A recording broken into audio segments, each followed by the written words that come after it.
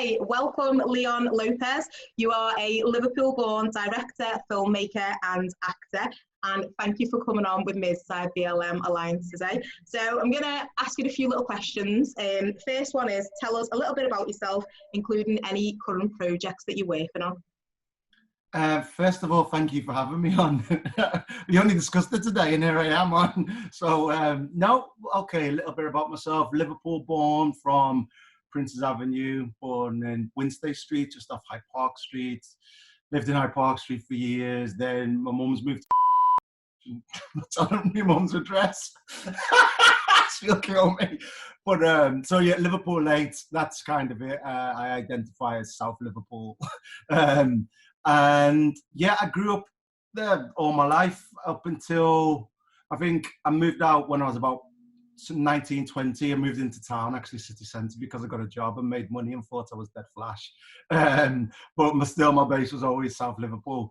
But I kind of grew up in very working class family, you know, just with my mom.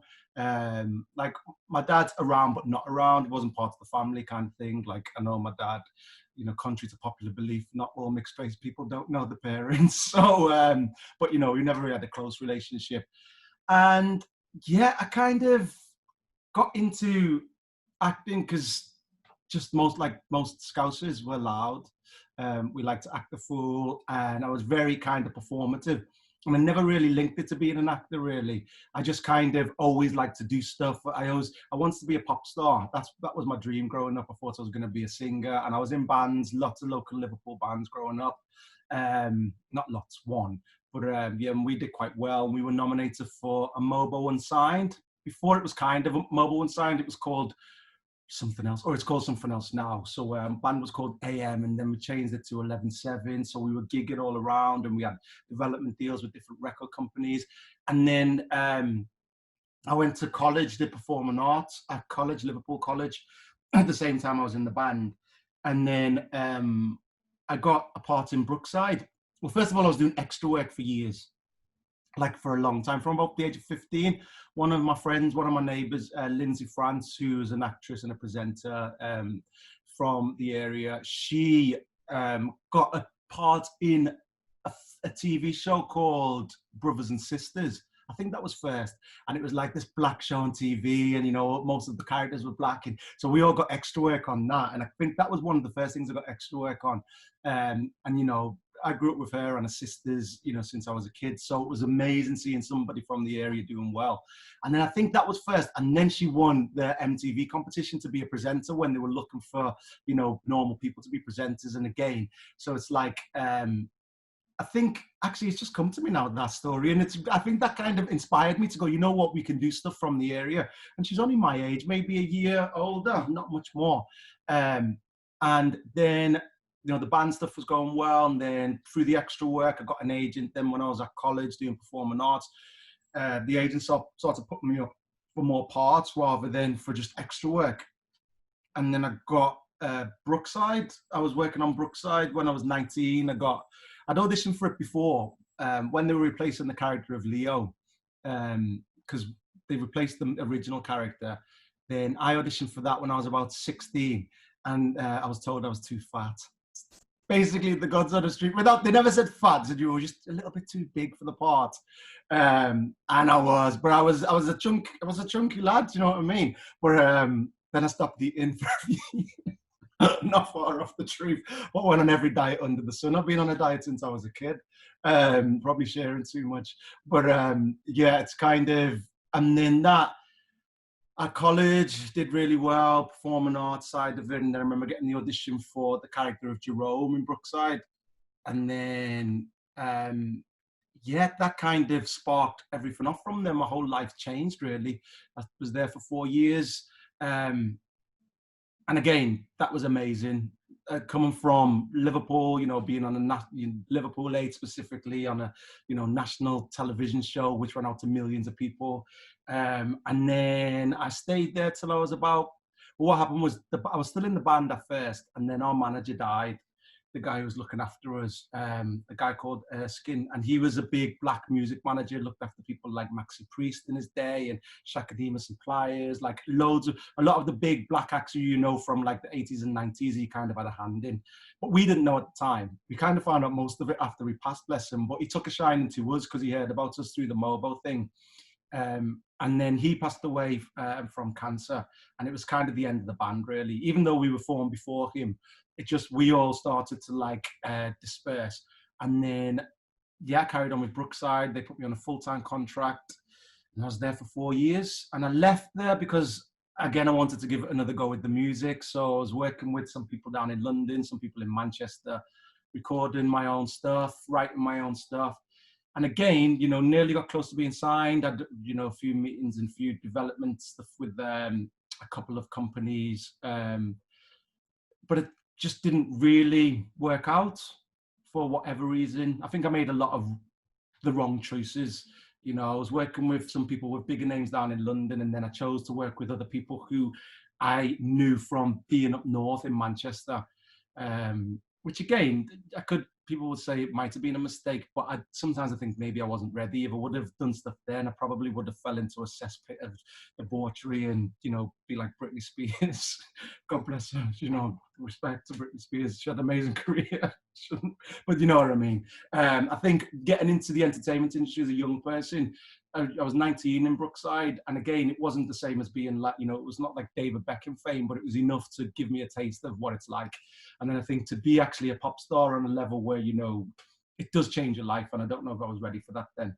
Anyway, so you can cut me off. I talk a lot. Is anybody going to be interested? No, it's brilliant. It's absolutely brilliant. I'm sat here like, yes, I love hearing about this. So yeah, carry on.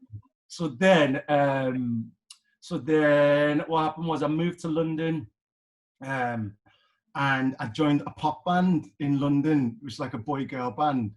And God bless them, all of them in it. I love to bits. I love you all. They know it, but there was no chance it was ever going to work.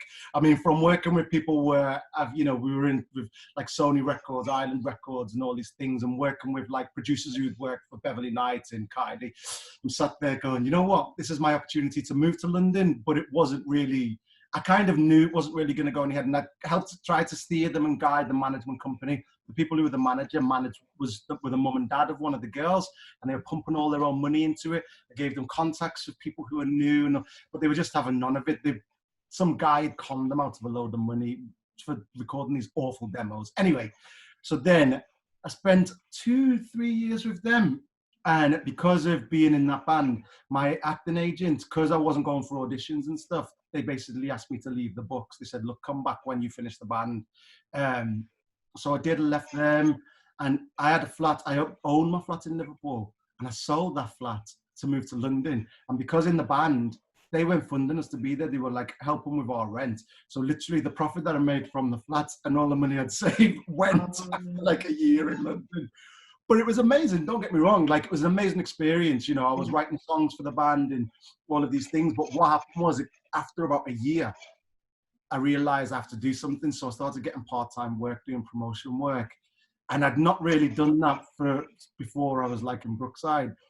And what I wasn't prepared for was like people on the streets going, oh, poor you, didn't you used to be famous? And, oh, is this what you, because doing like promotion work, you're either handing out leaflets or giving stuff away. And literally people wouldn't make it.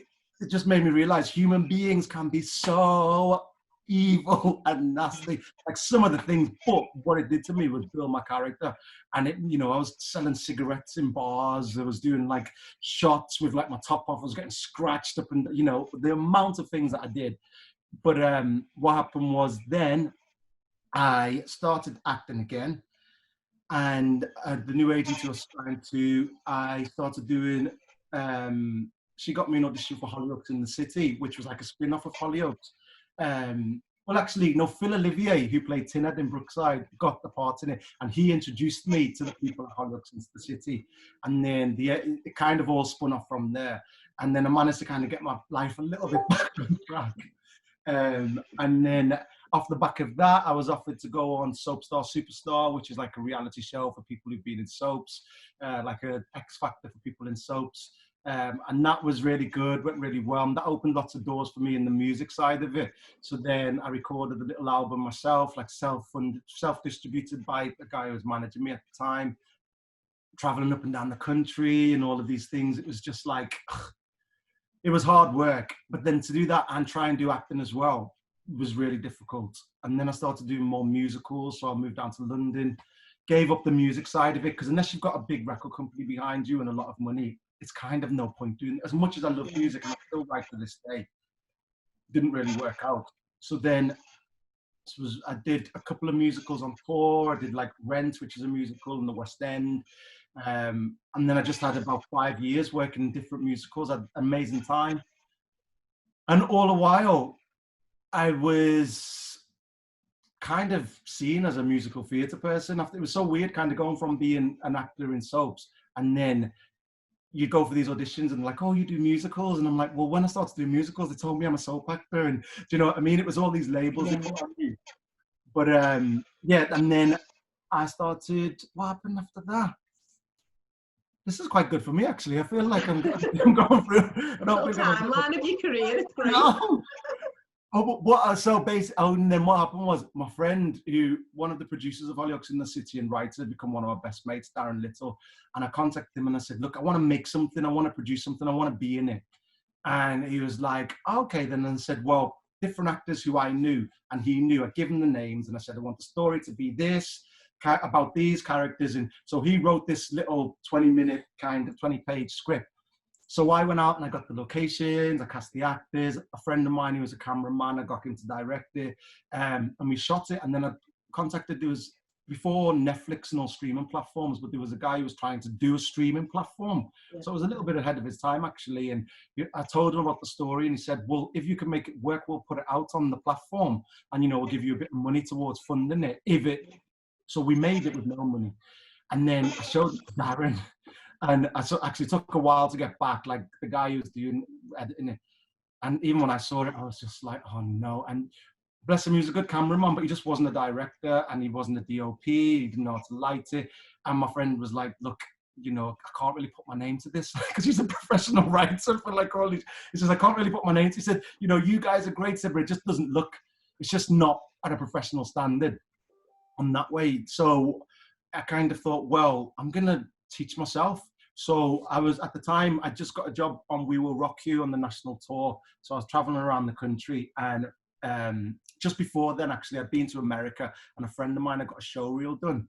And it looked like something out of CSI. I remember thinking that. And so I found out what cameras they used. And it was just, like, everyone takes them for granted now, but DSLRs didn't exist then. Like, you could have an SLR, but not one that did video.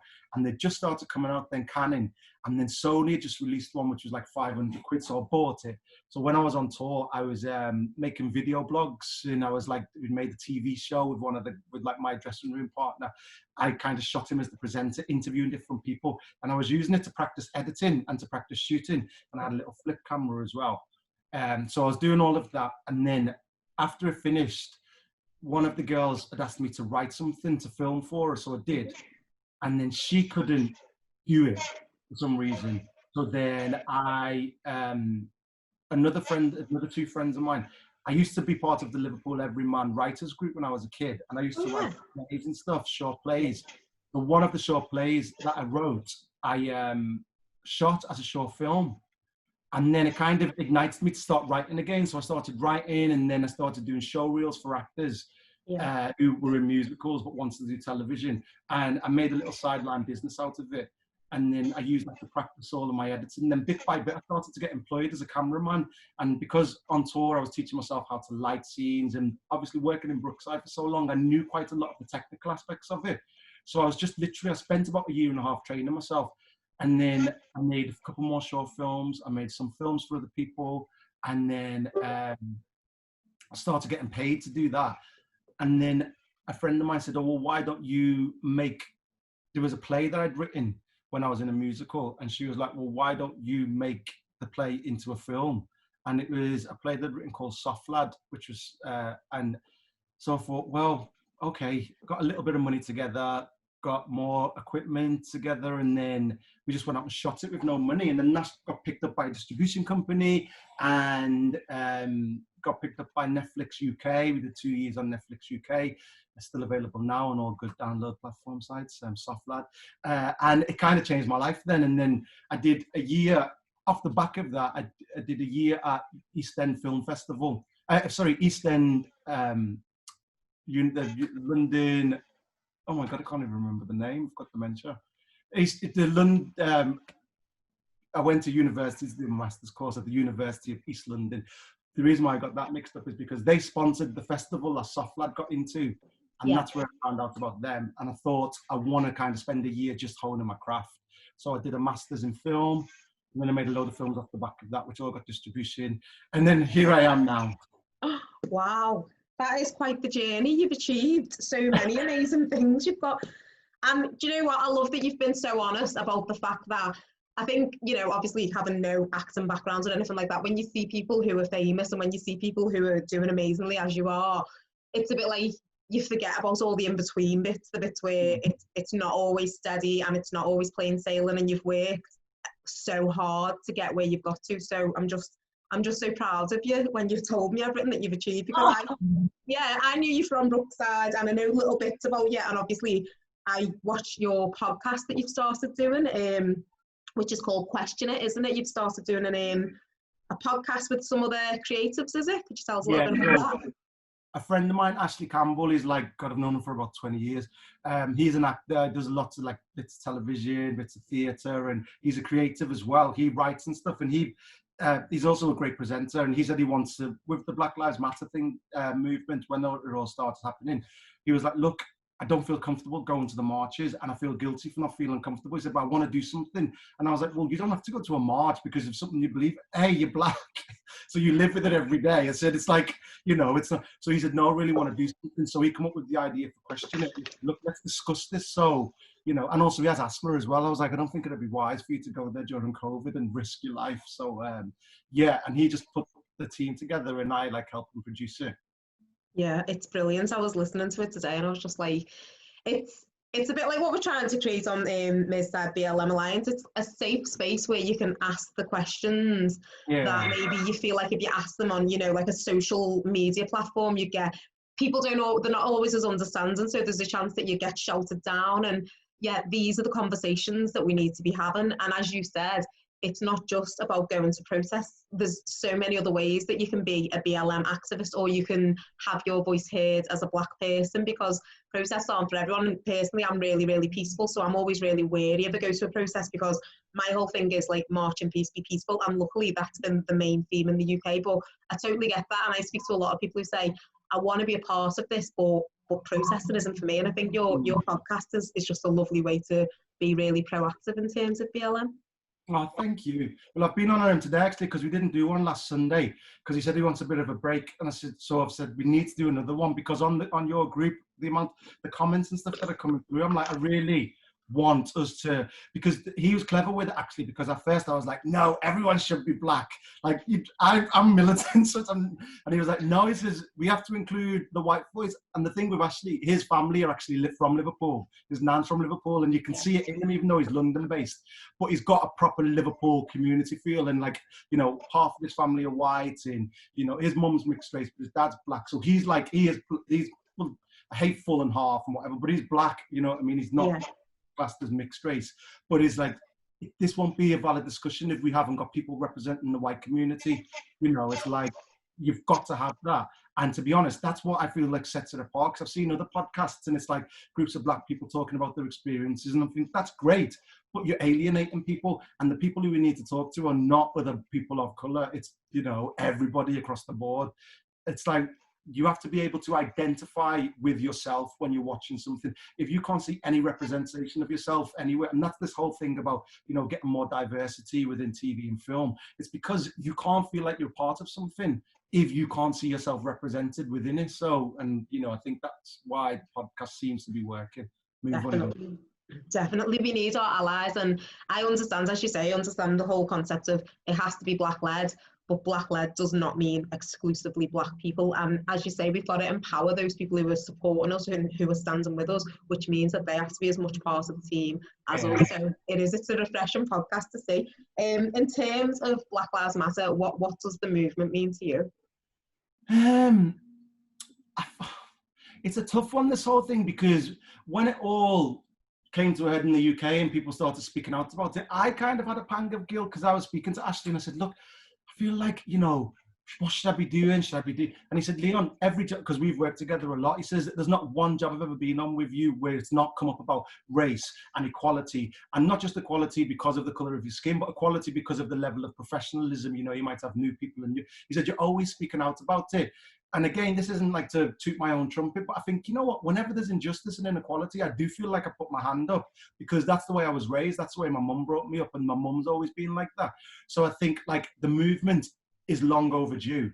My biggest thing about the movement and the way it's coming out is I'm just praying that it isn't like, you know, Oscars So White and BAFTA So White many years ago, where everyone goes, oh, we've dealt with that, let's move on, and nothing's actually being done. That's my biggest fear, which is why things like the podcast, and another friend of mine, Nash, who's a spoken word poet, he sent me a poem that he'd done, and like we made a video for it. I'm trying to do stuff that I hope people will be able to watch and kind of keep things in people's minds. And every time it feels like it is different, we can repost it and go, just have a little listen to this.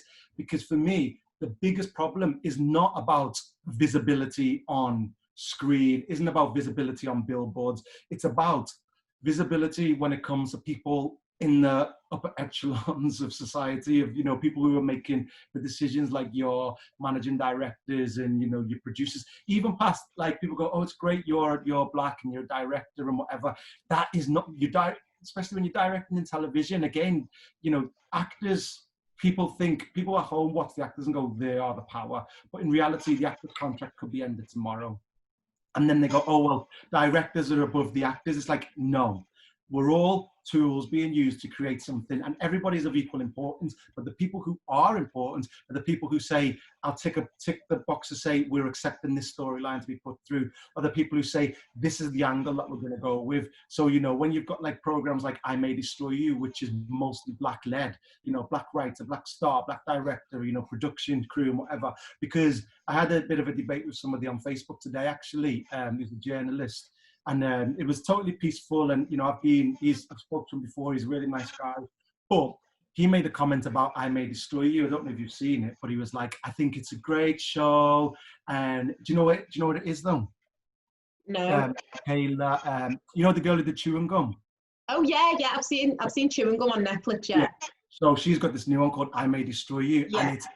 And it is mind-blowing. It is groundbreaking, because what it's doing is, the perspective that it comes from, it's all Black, and it's not a Black show. The characters are Black. To be honest, I felt a bit left out, because I was like, I don't even think there was any mixed race characters in it. Like, everyone is of, you know, and it's the thing. So basically, I'll go back to his comment. His comment was, oh, it's great and it deserves all the praise, but I love the characters, I love this, but I feel like it could have been done in half the episodes, because the bits in between I didn't think were needed. And there's, without a spoiler, I think most people know it's about like a sexual assault thing.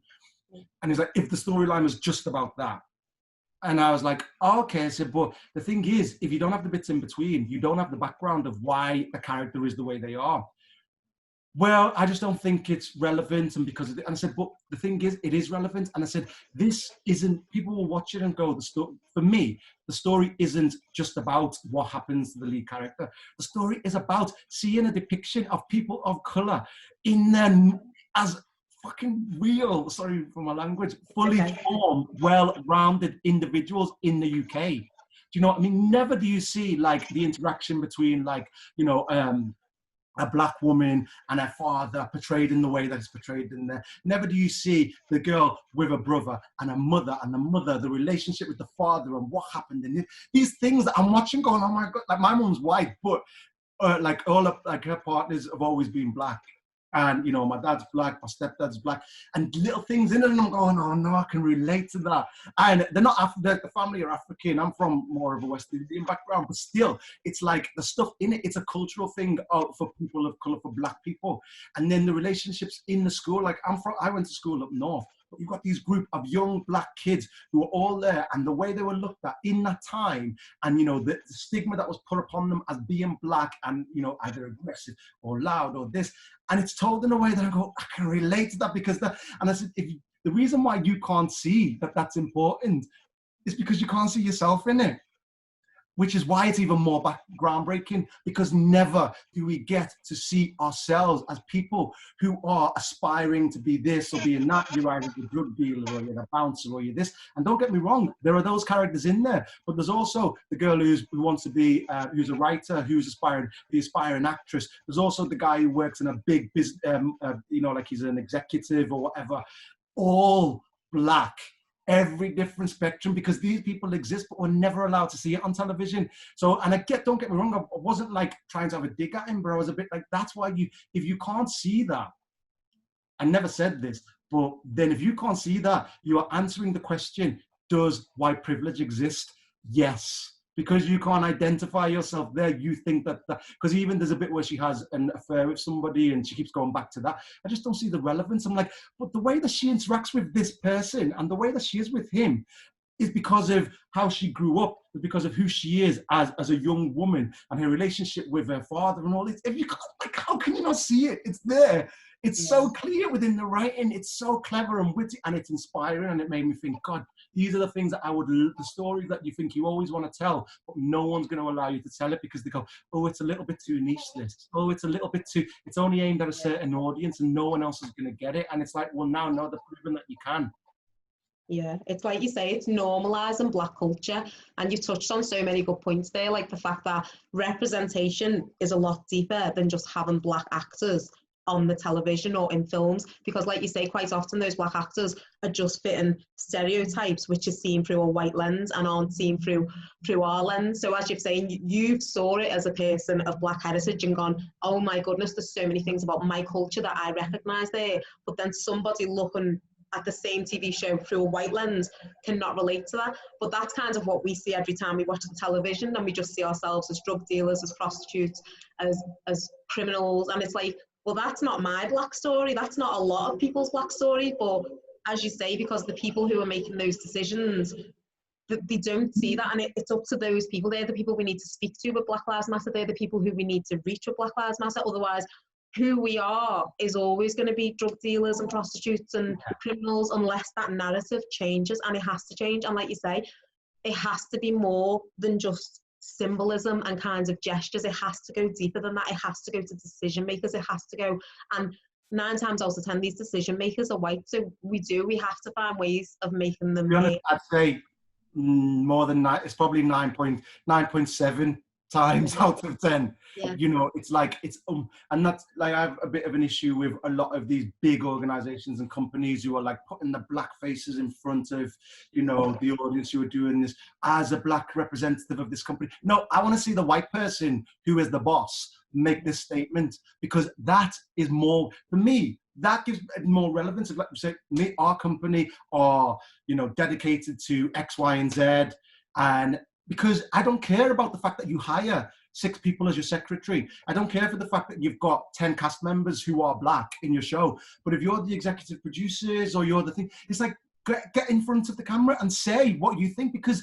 people will relate to it more and respect it more. And then on top of that, go, as the executive producer of whatever, I encourage, if you are a black producer, if you're a black script writer, if you're a black, you know, I work on soap operas now. I work on, you know, quite a few of the UK soap operas. And I do know there is a push for diversity. And a lot of the time it's diversity in writers. And for me, I think if you get above that and your producers, because nearly every show that I work on, there's very rarely that you've got a black, you know, producer in a high up level.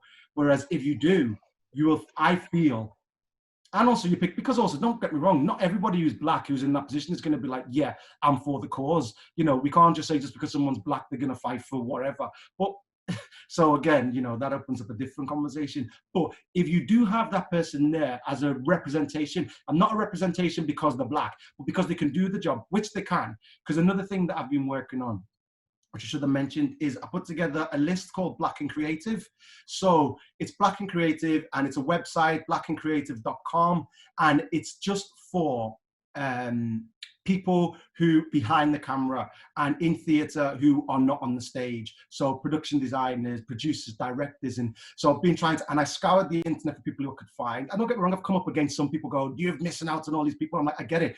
Rather than moan at me, can you just send me the names so I can add them? Do you know what I mean? But that's another thing again. But what I'm saying is there are people out there who can do these jobs. There are people out there, and my thing is, it's like I feel a bit bad at times because I get people messaging me who send me show reels and they're very talented, but I need to make sure that they've got a credit on a show under that role. Because when I worked at the Royal Shakespeare Company, and we had a conversation with one of the higher people there, and they were talking about, I was working as an actor, and I was like, well, you know, you need black directors. Oh, we struggle to find black directors. Oh, you need blacks. Yeah, we struggle. You know, we're always on the lookout. You're not looking hard enough. Oh, there's this and there's that. I get it. Okay. So what I thought with this list is I've been moaning because, again, I've had talks with executives in television. We just struggle to find people of that level who can take up, because it's a big responsibility. And, you know, again, all these microaggressions about these big responsibilities. So I thought, well, I'm going to look for it myself. So I put a call out on social media. Is there anybody who can point me in the direction of a list? So there was a few lists in America. It's everywhere. It's everywhere. All these amazing, talented people who were like responsible for these things that I've grown. And I'm like, yeah, that's why I could see myself there. Anyway, couldn't find anything. So then I just started going through IMDb, but again, you can't search for people of color on there. So I started searching for, like, Facebook. So I got together a list. I found quite a few directors of color who have got experience on television shows or have had a professional theatre production put on. Found a few writers, but my thing is, I want my cameraman to be black. I want my sound person to be black, the sound mixer to be black, and all these things. So anyway, the list there, check it out, blackandcreative.com. And now I've got people sending me stuff. Oh, this is my friend who's this, who's that. And you know what? Directors, black directors in the UK, there are some people out there doing stuff and on this. And I was like, yeah, because again, somebody was like, well, you're going to make money out of this. I said, I haven't done it to make money. I've done it because I'm sick of people giving me these excuses. And also I'm sick of making the excuses myself. So they were like, well, you're going to take work away from yourself because then you could put yourself up there. I said, happy, take the work, have the work. I'm not a martyr. I'm not anything for me. I'm talented in what I do. You know, I've worked my ass off to get where I've got and do what I do. I own my own cameras. All of these, like working on Emmerdale, working on Hollyoaks, those jobs came to me because of the stuff that I'd done, which I did myself. I didn't, you know, like Hollyoaks asked me to go and work there. Emmerdale I did write to, but again, that came because I had experience from Hollyoaks, which came from me doing my own stuff. It's like I just had another call from another soap opera today. Actually, I just got offered the job. I'm not telling you yet because but again, it's like, and I thought, and they've heard of me doing stuff, so now they've asked me to go and maybe film a block there. It's like I'm happy for other people to get other work above me, because if somebody doesn't offer me work, I'll go out and I'll create the work, because that's what you have to do. Like Lewis Emmerich, who played Mick Johnson in Brookside, he played my uncle. I remember him saying to me when I first went in, he said, look, you know, great part, blah, blah, blah. He said, but just don't expect to get treated the same way as what the white kids are going to get. And he said, because, you know, when you see them going for the photo shoots and on the front covers and stuff, he said, if you're not getting it, it's not because you're not good looking. It's not because, it's just that is what the media wants. That's what the show puts out there. And it's true. So it's like, just get your head down, do your job. So for me, I was always on my lines. If you watch my first episode of Brookside to my last episode of Brookside, you would not recognize the actor. Like, I grew because I worked at my craft. I watched people. I saw how cameras work. Saw how directors put things together. I saw how great actors were getting great response and the things I needed to do that. And, you know, everyone should do that in the craft. But I feel as an actor of color, you have to work a lot harder. And that ethic is carried on through now with the filmmaking. It's a case of, you know, a story needs to be told. So I'll write it and I'll go out there and I'll shoot it. You know, I've got enough talented people around me. And luckily, like, I've probably shot like 10, 11 short films, some that I've directed, some that other people have, some that I've written, some that other people have written. And nearly every single film has either got distribution on Amazon Prime or through different online platforms and things like that. So yeah, I say all that, going back to the list, it's like I haven't put the list together to take away from me. If we are all working, everything will rise together.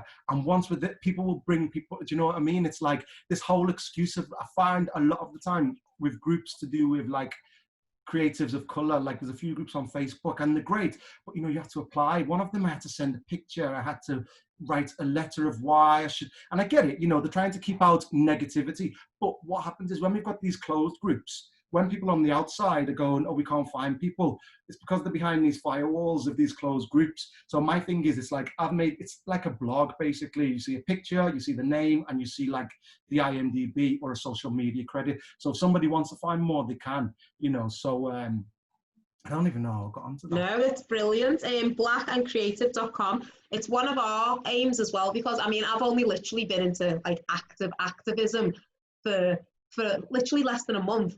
And instantly I know that argument that there aren't enough Black creative people has gone out the window, because within 2 weeks I have met enough Black creative people in this city to challenge that argument. So as you say, it's not a case of they aren't there. It's just a case of maybe people don't want to find them. And I love that you've done that list. Well, what I'll say to that is, the thing is, what happens then is they turn around and go, oh, they're very talented, but to be able to run a show like this, you know, takes this and this, which is why, sorry, that was the point I wanted to try and round off with, which is why when people send me stuff, if they haven't got a credit on something that they've worked on a television show, or I can't put them on the list. And again, people say that's exclusion in some ways, but it's not. What it is I didn't make this list to get the people on it jobs. I made this list to prove to the industry that there are people who were experienced enough, who are out there doing the graft, putting in the hard work that I've had to put in, and 10 times more. You know, we've got some of these people who are doing shows in America, and, you know, they've moved countries to be able to get this work. But I want the list is,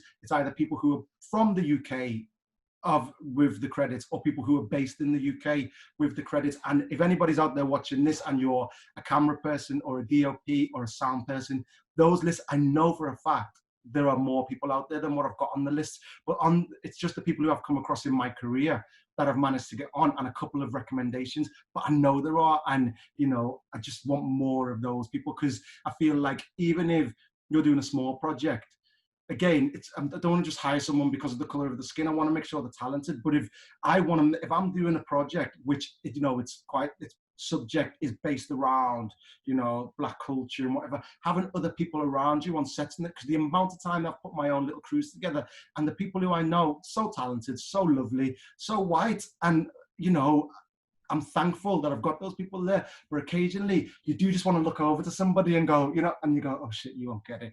Do you know what I mean? Whereas if you've got somebody else there who is closer to your heritage, then you get, you know, people get it on a different level. And also their contribution can help towards, we did a project for the Terence Higgins Trust.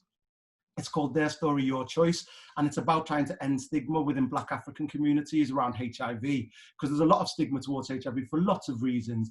And again, it's like all the cast were Black. Like there's me, Ashley, who I was talking about, we did the podcast, he's one of the writers. And then 2 of our other friends who were white, they were the writers on it. And again, like Ashley helped me produce it, I was producing it. But when it comes to like sound, when it comes to everything else, everybody else was white, because we struggled to find it. I mean, to be honest, it was pre-Black Lives Matter, and it wasn't even in the top of our mind. It was a case of, oh, just put a crew together. Whereas now, that's what Black Lives Matter actually has done for me. I am a little bit more kind of proactive of going, you know what?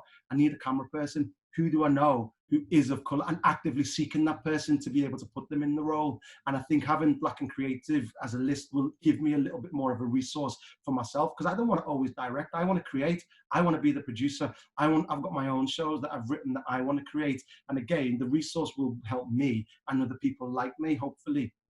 Brilliant. And I think you're doing an amazing thing, like pulling people from our community up. And that's what it's all about, isn't it? You've reached a position where you can support other people. And I think this notion of competition is what always holds movements back. If there isn't competition, there is enough for everybody. You know, Black people make up 3% of the population, and when you break that 3% down, it still means there will never be enough representation. So the fact that you're in this amazing position where you can go, do you know what, I want to help people from my community, it's so commendable, Leon. Honestly, I'm just made up to be hearing what you're doing, and I do think hopefully we'll help you find some people to add to your list. There's a few people we're working with, but I'll speak to you about that later.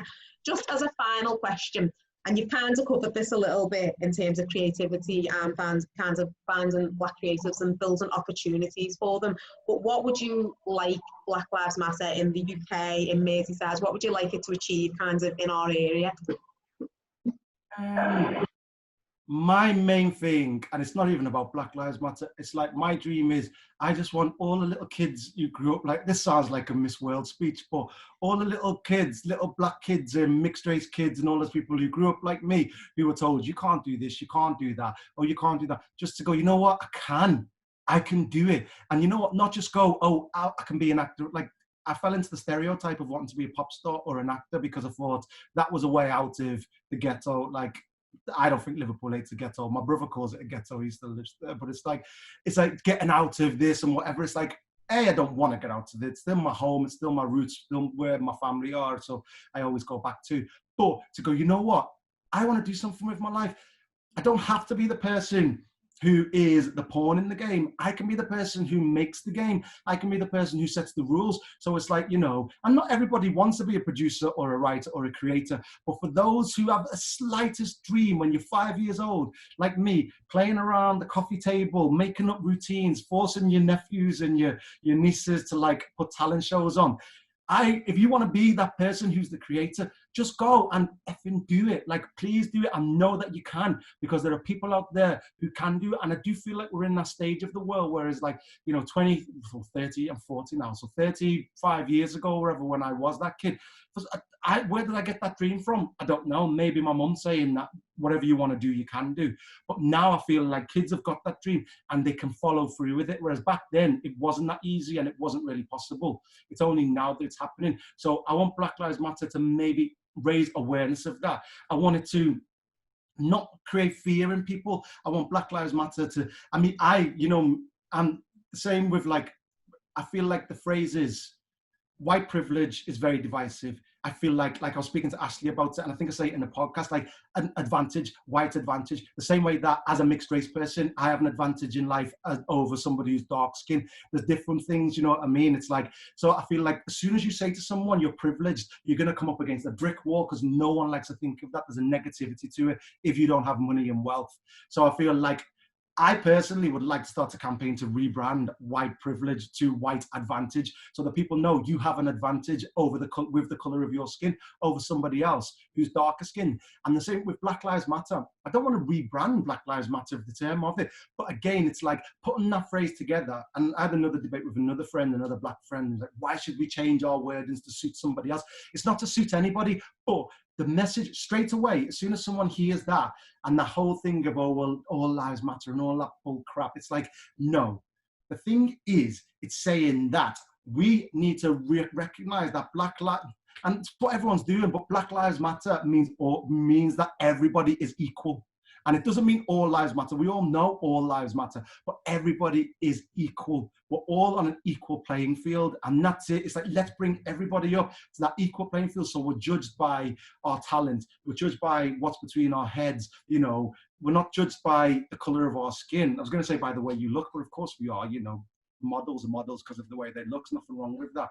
But it's that thing, is kind of, let's just bring everybody up to the same level. But ultimately, to go back to my first point, just to make sure that kids who are black and brown know that whatever they want to do, they can achieve. They can be the chief executive at a big business. They could be a barrister in the court. They could be the person who owns the law firm. You know what I mean? You don't have to settle for being somebody who's kind of got a job that pays all right. You could be the person who creates the wages for everybody else to do it. That's it for me. And also I want, like, kids to have a dream. And like I say, my ultimate dream, if I ever make the money that I'd need to make, is to set up a school for underprivileged kids. And again, this isn't just for black kids, this is for underprivileged kids. This is my Tox the Fruits coming. Kids like me who didn't have the money to necessarily go to drama school or to be able to go to acting classes. And I want to set this thing up. And I've said it a few times, but where it's like got a music studio, it's got a performance studio, and then they've got a writing studio. And you do 6 months where you get like kids who are like 16 to 25 or whatever, and masterclass them for 6 months in all the different fields, like a kind of studio, like a Tyler Perry type thing. But they come in, they do it, they'll do a TV show, the music people do the music for the TV show and their own albums, the writers will write it. I've already come up with the syllabus in my head of how it'll be. I just need a big plot of land and a big load of money. And then what happens is, when you sell the project, so when you sell the TV shows, when you sell the music and whatever and the rights and stuff, that will fund for the next group of people to come in. And then those people will have the credits to go on and do something else. that's got nothing to do with Black Lives Matter, but that's No, kind it's of my... brilliant. Honestly, I feel like I'm looking in the mirror a bit there. Like I don't know if you know about me, but I grew up in foster care, and a big thing that I'm hoping to get funding for is to work with children who, like, children in care just get a really bad time of it. And again, it's not limited to colour. It's just children who fall under a threshold of either being really disadvantaged or coming from a care background. And a lot of the, like, I used to be a police officer as well, a lot of the issues when children get further down the line and become teenagers and get in trouble with the law, it's not necessarily because they are bad people, it's because they don't have the same opportunities. And quite often some of the most creative children you will ever come across, they never get that opportunity, they never get an outlet. And when you don't get an outlet, that just very quickly will turn to anger, and it becomes something else. So I love what you're saying, and at a later time I'd love to hear more about that, because it just sounds brilliant what you're planning to do. But I love what you've said about, Black Lives Matter. We don't want young people to be limited in terms of they can only have certain dreams because they're Black, because that's the only place that they fit in society. Children should never be limited. They've got amazing imaginations. So, and your mum's done an amazing thing by saying you can be anything you want, because that's put that in your head, and that's what we should do to our children. Tell them they can be anything they want, even though we as adults know what the world's like. We should never kind of limit our children, and we should fight, as you've said, to make sure that the world is somewhere where they can be anything they want. So brilliant. Thank you so much, Leon. You've made some amazing points. Thank you for coming on. No, thanks for having me. Thank you for listening to my waffle. No, it was brilliant. Thank you so much. And I'm going to chat to you now anyway. Thank you. You're welcome.